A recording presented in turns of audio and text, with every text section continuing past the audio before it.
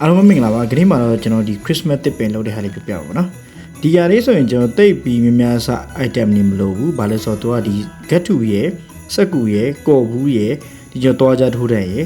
ပြီးတော့နောက်သူ decoration ဆင်လို့အလုံးနေဒါလေးပဲလို့နော်လှရနော်ဒါလေးကဘာလေးဖြစ်မလဲ